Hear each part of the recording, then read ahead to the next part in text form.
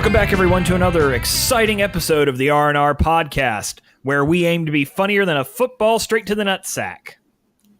I'm your host, Robert Jones, along with my co-host, Randy Watkins. Bruh, bruh, bruh. Oh, God. Please, no. Bruh, coming at ya, bruh. We on the comeback. Are you rip-rat-a-tat rapping Randy Watkins? I mean, bruh. Be coming at you, man. Oh, great. All right, so Randy's going to be speaking as a firearm tonight, so I apologize for those of you who have now been triggered by that sound. We are currently crafting an internet safe space that you can retreat to, and it's full of a lot of teddy bears and soft music and tampons, because obviously you'll need them. So, after 2 weeks off, an unplanned 2 weeks off, how you been, Randy? I've been fantastic. How about yourself? I'm good. I'm tired of poop. Tired of poop? Yeah. Remember, I'm trying to keep the show clean for the kids, Randy. I'm doing it for the kids. Oh man. Are you well rested off of the 2-week DL? Yeah, I guess I'm rested in a podcast sense, but otherwise not so much. But there's lots for us to cover, so how about we go ahead and hop right into things? Cool. We'll get started right at the top with some NHL news. So the Tampa Bay Lightning advanced this weekend to the conference finals. What's this rapping upon my chamber door? Is that Rando Watkins starting with NHL news at the top of the podcast? Yeah. That's one of two things, Randy. It means that either there is absolutely nothing else to talk about, or you have finally gone over to the Great White North and adopted their national sport. Just get it out the damn way as soon as we can so we can move on to bigger and better things. I see. You're an eat the broccoli first so you can enjoy everything else. Yeah, right. I thought it'd be cool to get started off with some NHL news. Well, it's some of the most exciting stuff going on right now, man. There's been great series. So you already said Tampa Bay Lightning advanced to conference finals, pretty much playing whoop ass with the Bruins, beating them 4. Well, they won the series 4-1. Yep. But they effectively handled them the entire series. And right now, the Las Vegas Golden Knights are up 1-0 in the second period against the San Jose Sharks. Yep. So they could make history. The first expansion team to ever make the finals, right? On their first year, obviously. The finals or is it the conference finals? Well, they're going to make the conference finals, but yeah, I guess they're just plowing history either way, right? I mean, I don't know many expansion teams that have made the conference finals, let alone the finals. I was going to say, I was listening to the Talking Heads today. There have been other teams that have done this, but it's only like 1 or 2. I mean, it's just so rare. Mm-hmm. Wildly impressive, though. Yeah, absolutely have to look at it. So I'm excited. They just need this win tonight, and then they'll have it in the bag. So yeah, I think they've played really well. The Penguins are also vying for 3 championships, but in a row. But it's looking pretty rough for them so far. They're on the ropes. Yeah, the Caps beat the hell out of them 6-3 the other night. So yeah, they really took it to them. And here we thought that Nashville, they were the odds-on favorites, but they've also gone down 3-2 against Winnipeg, which is hard to believe, but it's certainly exciting. I mean, look at how close all these series are. Honestly, my money on Monday night is for Pittsburgh to come back and push this to 7. Think so? It's funny. Alexander Ovechkin, or I think that's his first name, but it's Ovechkin. Mm-hmm. He is undoubtedly probably one of the greatest shooters in the game right now. The only problem is that they've had no defense, and so even with a guy who's got as many career goals as he has, it doesn't matter when other teams can still collectively outscore you. Although in these playoffs, he's been pretty quiet. It was the last game that he had no goals at all. and only a handful of shots, which is kind of surprising. But he is getting near the end of his career. I always like to joke, Alexander Ovechkin, more like Alexander overrated. But that's a cheap shot. He does disappear at times, but he's still a big name in DC and brings a lot of. I mean, I lived in DC for a while. We were Caps fans, and he still brings a lot of people to the ice. Absolutely. I see you were one of those geographic fans. Mm-hmm. Yes. I live in this town, so I'm going to pull for this team. I was. Really wasn't ever much into hockey. So when we moved to DC, and you have the Nationals and you have the Caps, and nobody gives a crap about the Wizards. So you have two sports really to look forward to. And obviously, my Redskins being right there, although you can't claim them as DC, they're really more Maryland team. But yeah. I got to go see a few Caps games when we were there, and it was awesome. That's when Ovechkin first started. So, I got you. Yeah, early in his career. Well, it'll be interesting to see if Ovechkin can get past Crosby, because he's never advanced past the Penguins in the second round, or they've never advanced past the second round with the Penguins in play. Mm-hmm. Yeah, this could be the year. They're up 3-2. I think they're going to do it, man. They very well could go to Game 7, though. That would be cool. But it's good for the league. It's been a great rivalry between those two guys. You know what's really helped the NHL? High definition television. Mm-hmm. In a big way. Well, so being a child in the 90s, growing up with a CRT, I'll be honest, even the big ones, it was hard to see the puck on the ice. But I've watched a couple of games in the last year or so. And as the television technology's gotten better, I still think that they should do a highlighted puck.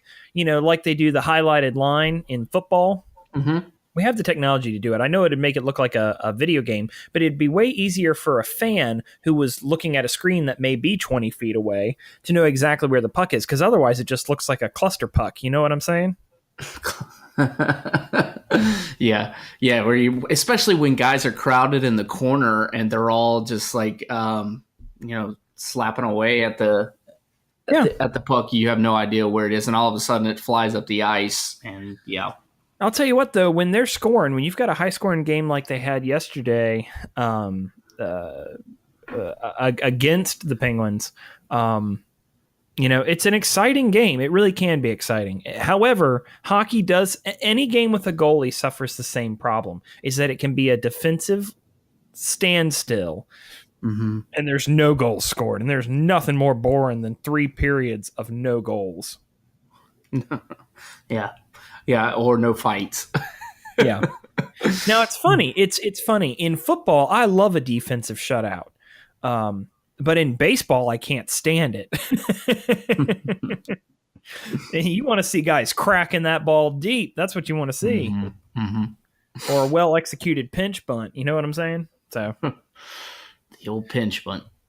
Yeah. All right, buddy. I got this next story here. I don't know if you heard about this, but a starting catcher, veteran catcher for the St. Louis Cardinals, Yadier Molina. You're probably familiar with the name. The Molinas are he and his brother were both catchers in the league, but he's still active.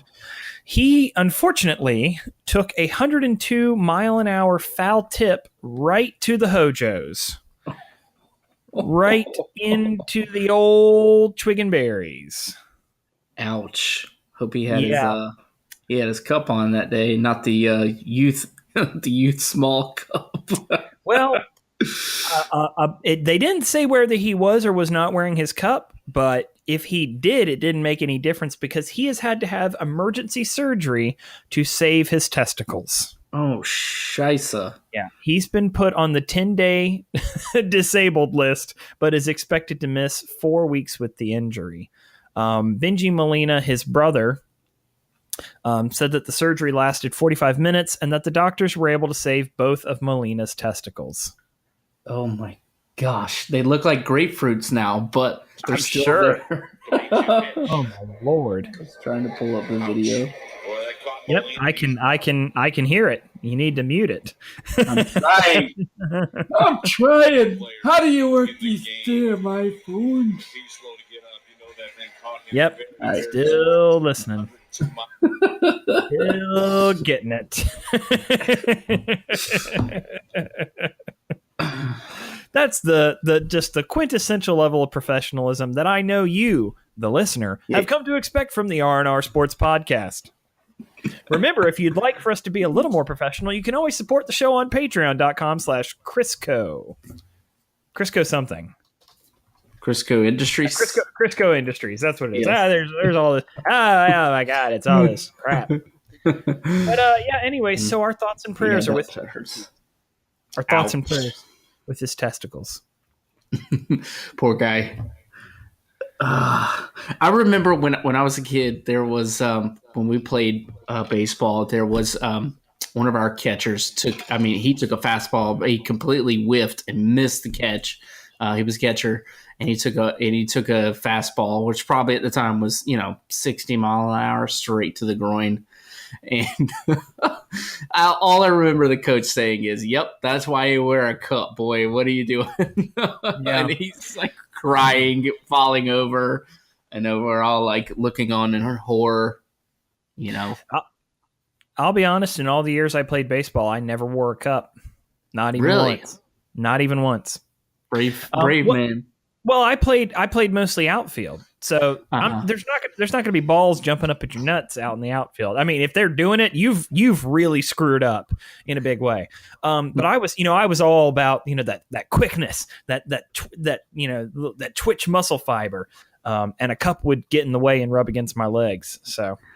See, growing up, I was a catcher for a long time, and so I wore a cup. I hated it. It was awful, very uncomfortable. But I'll tell you, a couple of times you take a low flyer ball that comes off the dirt or wherever, something's just coming right for you. Yep, and you'd be thanking your lucky stars for them. Yep, that's why I didn't play catcher. I mean, my knees were already screwed up from soccer. I had no business squatting for a profession. So, I wish they would have had knee savers when we were kids. That would have been just awesome. There was no such thing. Barely even any protective equipment at all. The tech has come a long way. All right, let's move on to the next story, Rando. You got it, buddy. Yeah, so little NBA playoffs action. 4 teams all in the lead: Cleveland, Boston, Golden State, and the Rockets.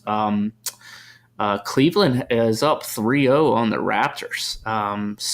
We didn't get to, we've had a little delay, but I'm wanted to talk about the last round, just LeBron hitting the game-winning shot in Game 5 against Indiana. Man, was that incredible.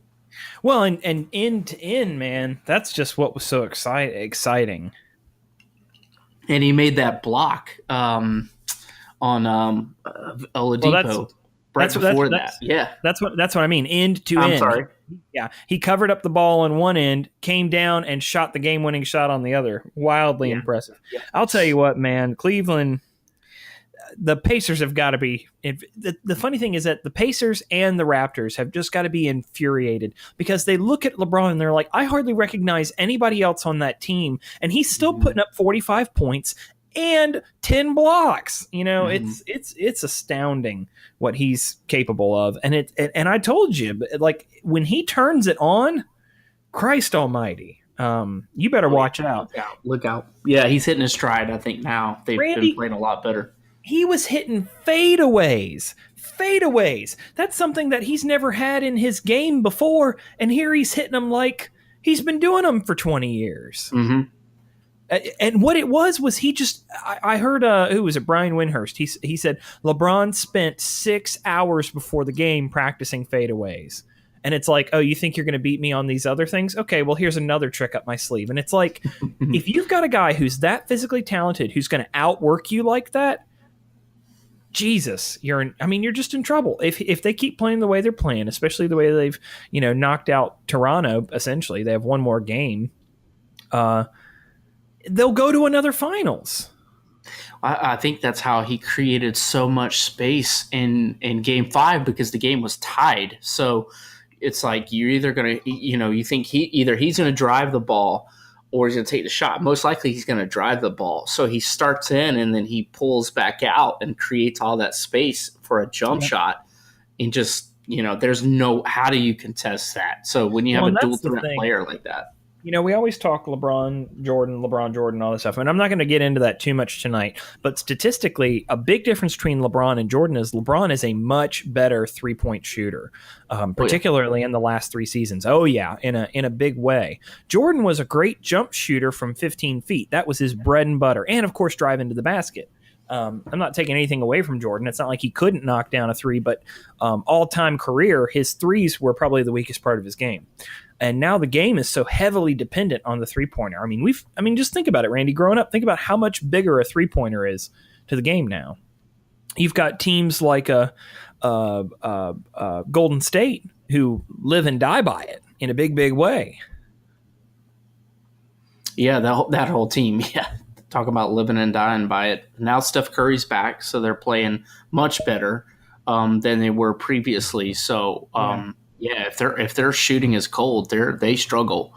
So LeBron has come out and they have just punched the Raptors in the mouth and are up 3-0 in that series. Yeah, it's been really interesting to see. One storyline I've been following too, and I know that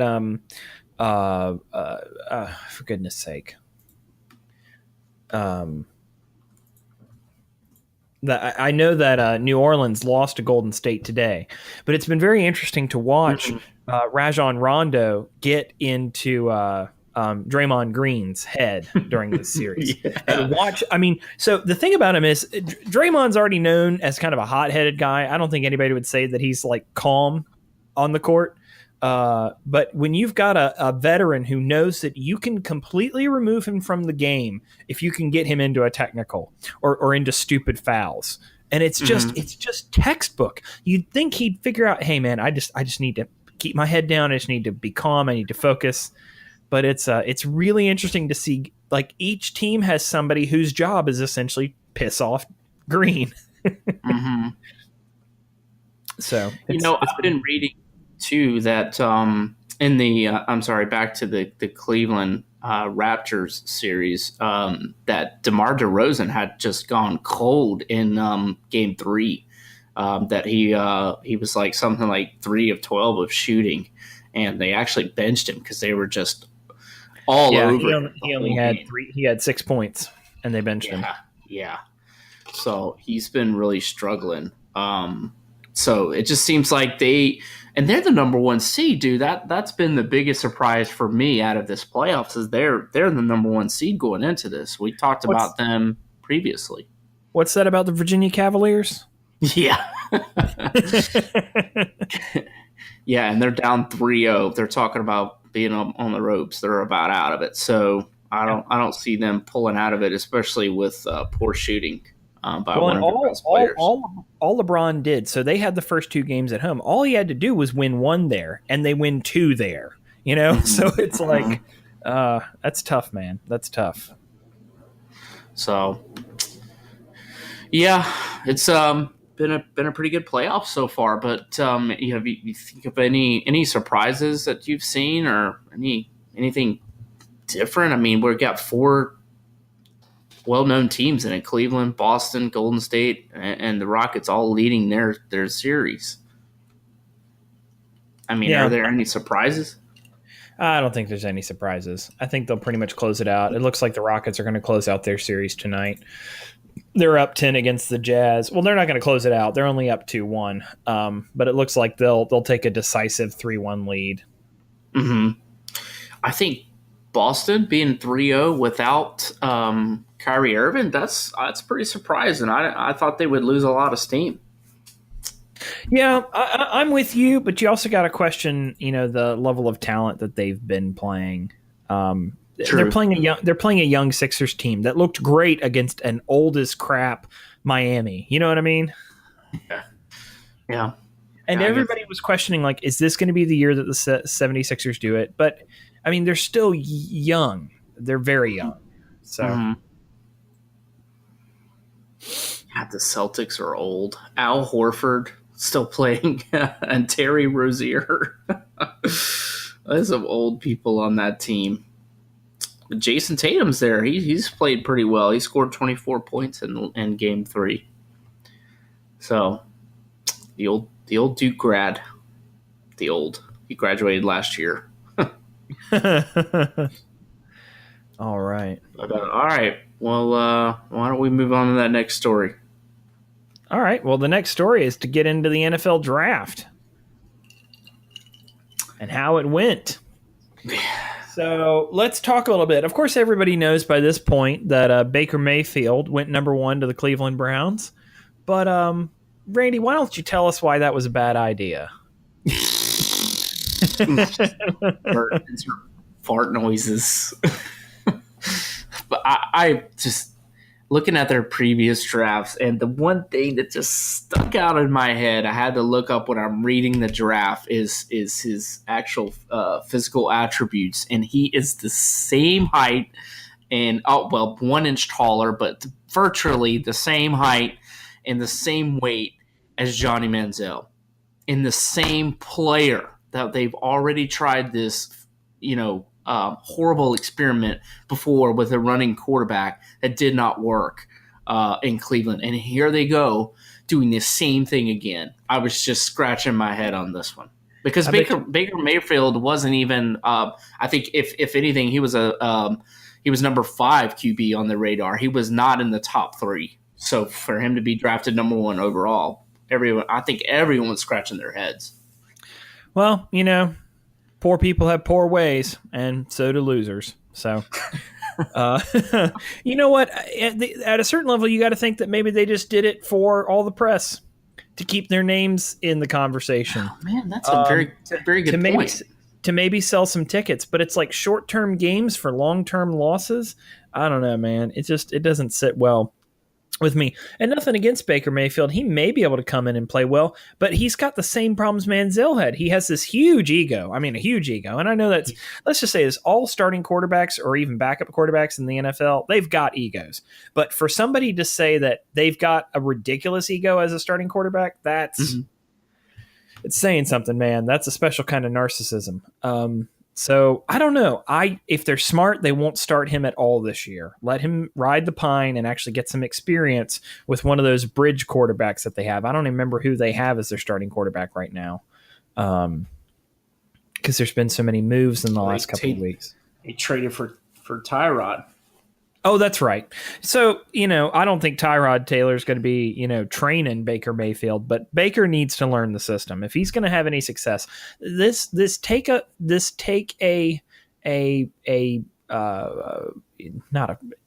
taking a rookie quarterback like this and throwing them out on the field game 1 or even game 6, it's unfair to them. And let's face it, it's really unfair to the season ticket holders. If you are a season ticket holder for the Cleveland Browns, first and foremost, I am sorry. You've got something wrong bouncing around in your noggin. But for your team to so year in and year out show that they are not interested and not invested in winning. I mean, for God's sakes, how many seasons, Randy, has Cleveland tanked in the last 15 years? Oh, God, every one of them. It's been a lot. I'm gonna pull up their record year to year. Their records. Yeah, I'm gonna pull up their records for the last couple of years. So no, I don't want the 40s. I want the recent stuff. 0-16, 1-15, 3-13, 7-9 in 2014, but the year before that, 4-12, 5-11, 4-12, 2 5-11, 4-12. Their last winning season was 2007, and that was 10-6. But guess what they did before that? 4-12, 6-10, 4-12, 5-11. Jeez. They are perennially bad. You can count winning seasons on one hand in 20 years, Randy. Oh, that is bad. They literally did not win a single game last year. At what point do you disenfranchise a team? At what point? That's a very good point. I don't know. I've only met one Cleveland Brown fan in my life. I don't know if you've had the fortuitous or fortuitous adventure of meeting a Cleveland Brown fan, but I've met one in my life, and he pretty much hated the Browns for it, how bad they were. And this was 10 years ago. So, dude, yeah. I mean, how do you not win a single football game last year? At least when the Lions did it, they bounced back pretty well. But you're right. They just continued to be below 500 year after year after year. And I don't know why they didn't fire Hugh Jackson after last year. That makes no sense to me. Oh, if you're an NFL head coach and you go 0-16, you should be automatically fired. Should have been gone before the season was done. If you can't scrape out one win. Anyways. Makes no sense. But here they go doing the same thing again and drafting a 6'1" quarterback. I was just like, I mean, I watched some Baker-Mayfield games. And like last year, he had a great year. He threw 41 touchdowns. But he's 6'1". And, when you're trying to look over guys on the offensive line that are now going to be 6'6", 6'7", 6'8", I mean, it's incredibly tougher to succeed. Yeah, so I don't know, man. Let's run through some of the other draft picks. Cool. Saquon Barkley, we talked about not falling very far. The Giants picked him up at the very next spot. I thought that was an excellent pick by the Giants. Sam Darnold went to the Jets at number 3. They needed a quarterback bad. We thought in a big way that they needed one. Bills traded up several spots and grabbed Josh Allen at the 4th spot. Yep. And then a few spots later, the Cardinals traded up and took Josh Rosen. So it was funny because you were kind of a naysayer of them actually drafting a quarterback this year. That was the joke. That was a joke. Well, you and I agreed that they needed a franchise quarterback, but the joke always has been that they just get some old guy in free agents. They finally booked the trend. So 4 QBs in the top 10, first time in NFL history. Yeah, that's pretty astounding. But it was a QB. I mean, there were quite a few QBs in the class. But the other thing is, I think a lot of franchises put way too much weight on the quarterback, and they neglect all these other positions. Here's the deal: if you build a team that has targets that quarterbacks want to throw to, with an offensive line that protects bad players, you can attract a great free agent quarterback. So there's 2 schools of thought there. You either draft a franchise quarterback and hope that he works out and hope that he doesn't get hurt and hope that you have the right staff to train him, or you build a great team otherwise, work with the quarterback you have, and attract a great quarterback to come play for you. Yeah, because it's a crapshoot. It's so hard. Yeah, it is.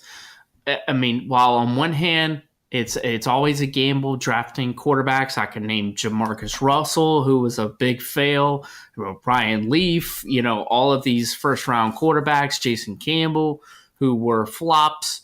But I can also say, on the other hand, like this year with Alex Smith and Kirk Cousins landing in free agency, that was an anomaly. Typically, good quarterbacks aren't leaving in free agency. They'll lock them up, or they'll keep them in a backup spot like Nick Foles. Well, how many times did they franchise? How many times did they franchise your boy with the Redskins? Yeah, Kirk. It was twice. Yeah. Yep. And they, and so we know how that shook down this year. So I mean, it's definitely 2 schools of thought, and you're absolutely right. I think it's, I don't know, man. It's just the college game is just so much different than the NFL game. And I felt like this year, out of all these QBs, there wasn't one that just like separated himself from the pack. So you got 5 QBs all in kind of the same, talent level. Yeah. We'll see who's bested out of this class. Where did Lamar Jackson fall? He fell to the end of the round. Actually, the Ravens traded up and took him at the bottom. Gotcha. So Yeah, that was an interesting pick because, like you said, I think you called it about Flacco being replaced, and yeah. I looks guess like what that may really eventually happen. I guess what doesn't surprise me about Jackson falling as low as he did is that it seems like there was an overemphasis on white pocket passers, less mobile. Your traditional line them up, throw Mm-hmm. the ball quarterbacks. Mm-hmm. So it was funny. Like Lamar Jackson, Heisman winner last year. You would have expected him to have much higher draft value, but it seems in the last year, the luster wore off. And Heisman winners haven't done very well in the NFL. I mean, I don't think That's that would be a that's very reason for true. someone not drafting somebody, but um, You yeah. think? Do you think he hurt himself coming back and playing another year? Yeah, I was just pulling up his stats. And Well, Louisville wasn't great this year. no, he did throw for more yards, but his numbers did go down. I mean, I don't know if he would have been any higher last year, but After winning the Heisman, I just remember everybody talking the praises of Lamar Jackson. I guess part of me just feels like it's true. he would have had to have, but I don't know. Who knows? Maybe it would have been the same story over and over again, or that we got this year, just quicker. But I didn't know I he was think 6'3". I thought he was more like 6'1" or 6'0". He's a lot bigger than I thought he was. in all honesty, in football, the height of the line really helps you determine how tall the quarterback is. And so if you've got a tall line and a guy who's 6'3" standing next to a 6'8", makes him look tiny. The other thing is, in fairness, Lamar Jackson is kind of he's got a slight build. He's not bulky. No. And that on TV, it's really hard to tell. I'll tell you what, though, you go see these guys in person, and there is no joke. They are a different class of human being. They're just big. The other thing about Lamar Jackson, he was drawing a lot of comparisons to Mike Vick and his playing style, but he's a bigger quarterback. Vick was only 6'0", so yeah, he's going to be going in a very good offensive system there, so he could be successful. Yeah, no kidding. So we'll see. We'll see. I mean, it's just do the Ravens have the staff to come back? Do they have enough youth on their team to come back? I don't watch as many of their games. We don't get as many of their games in our market. But I'll still be keeping an eye on it. It'll be interesting. I guess they, I don't know what the Panthers scheduled this year is, but they'd scheduled a couple of games against the Ravens the last couple of years because they like drama. And Steve Smith had gone to the Ravens, but now that he's not there, I don't know if we'll see that as much. Redskins play them every preseason too, and it's the battle of the belt line, and they some created, manifested rivalry with the Ravens. I've never seen it, but it's like the Yankees and the Mets. The Yankees and the Mets, the Subway Series, which I always think is so funny because like the Mets have so rarely been able to contend with the Yankees. Like I know the Yankees don't think of them as a rival in any sense. I mean, and they're in complete opposite boroughs. There's no team in Manhattan proper other than the Knicks and I guess the Rangers. So the Redskins with a safe pick with Daron Payne. We talked about if one of the two defensive tackles fell there, they would nab him, and that's exactly what they did. Like the Alabama boys. Yeah. Now they have two Alabama tackles in the middle with Jonathan Allen coming back next year. That's going to be. I'm telling you, that front offense or defensive line is going to be something to watch. Hopefully, they're going to turn around, and because they got Daron Payne, and he's a run stuffer, so they passed on a big name safety, Derwin James, to go with the safe pick. But I liked it because the other Hawaiian, the Hawaiian guy, Vita Vea, was already gone at that point. Your Panthers got their wide receiver. What did you think of that pick? I think DJ Moore is a great pick. I think he is an absolute physical specimen. Getting to see him, and I've read up on him a little bit. His work ethic is intense, and I like the idea of a wide receiver who's going to come in and work. The real question will be, does he fit in the system well? But obviously they think he will for them to have picked him up. Mel Kiper Jr. actually ranked the Panthers or graded the Panthers with an A for their draft. He was very impressed with their draft choices. I did see that, and a lot of people were loving that pick. DJ Moore, especially Mel Kiper and Todd McShay, where he went. Yeah. And that's something you had talked about. That they had to go wide receiver, and they did. Yep, and the Panthers picked up 3 corners in the draft. Dante Jackson from LSU, Rashawn Golden from Tennessee, and Jermaine Carter Jr. from Maryland. I also picked up one of your boys from North Carolina, Andre Smith. Yeah, I saw that.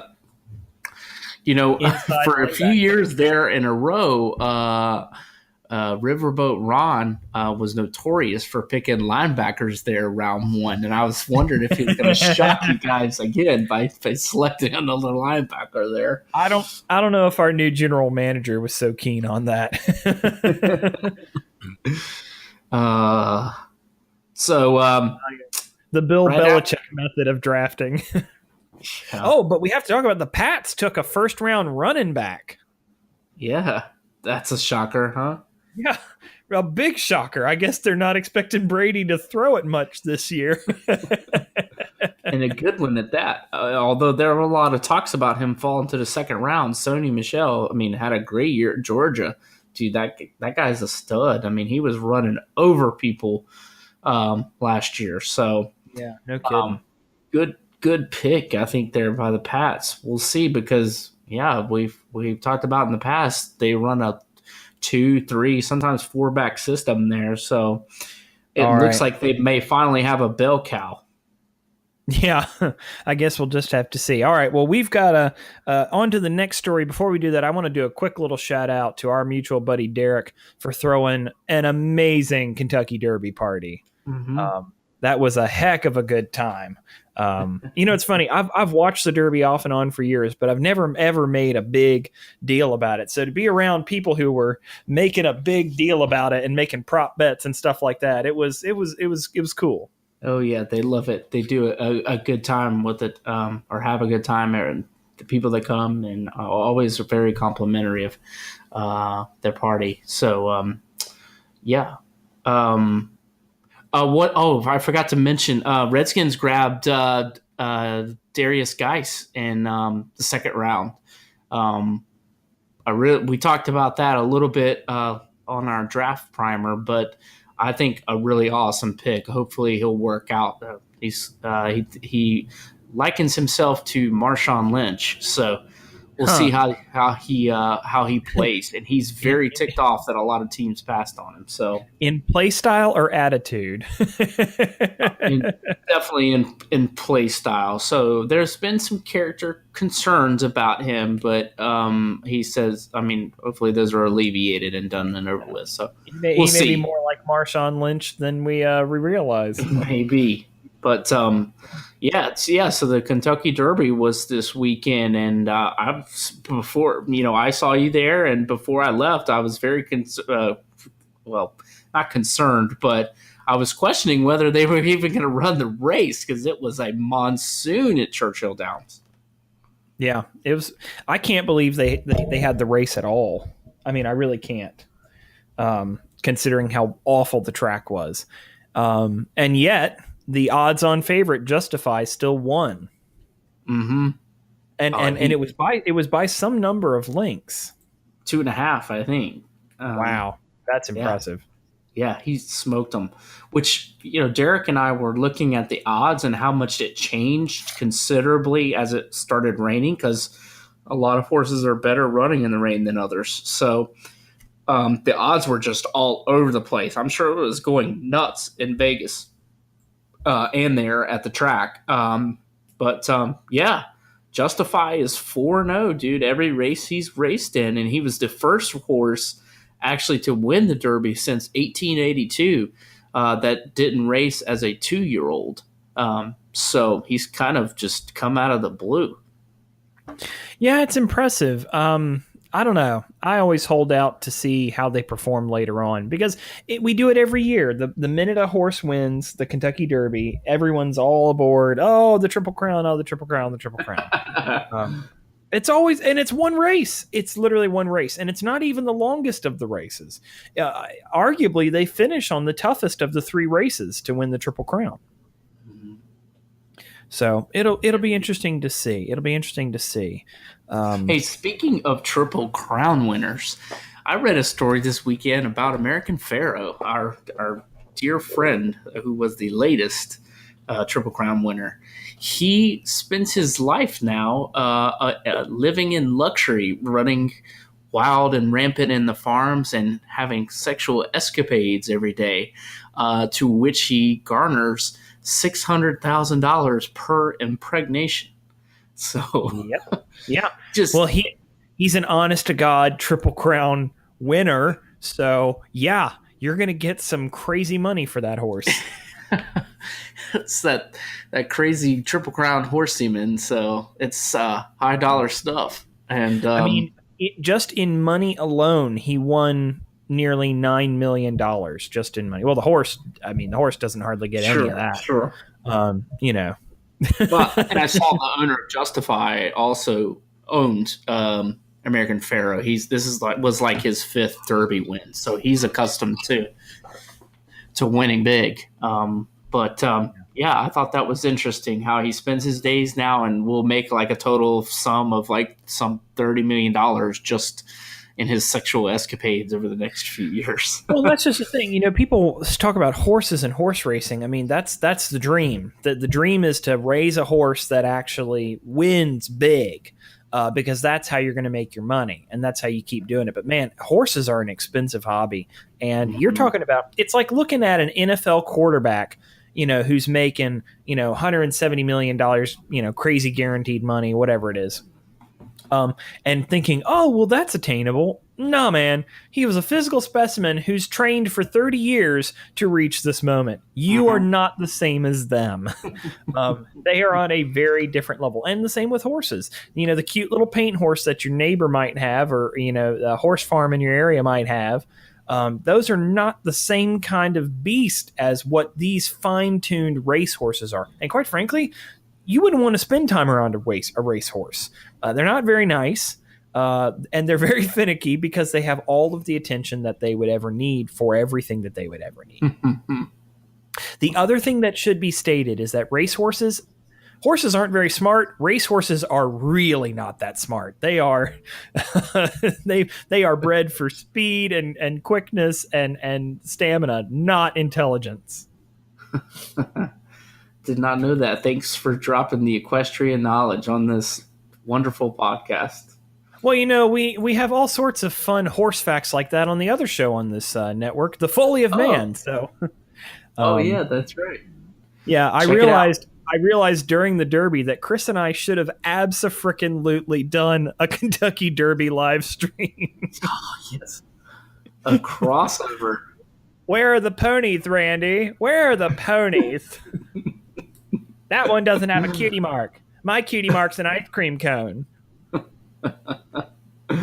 Oh, Lord. If we're getting into the My Little Pony stuff, we have got to wrap this sucker up. Yes, so, there you go. I would like to thank our Patreon supporters, Adraxis, James, and Arcane Scroll.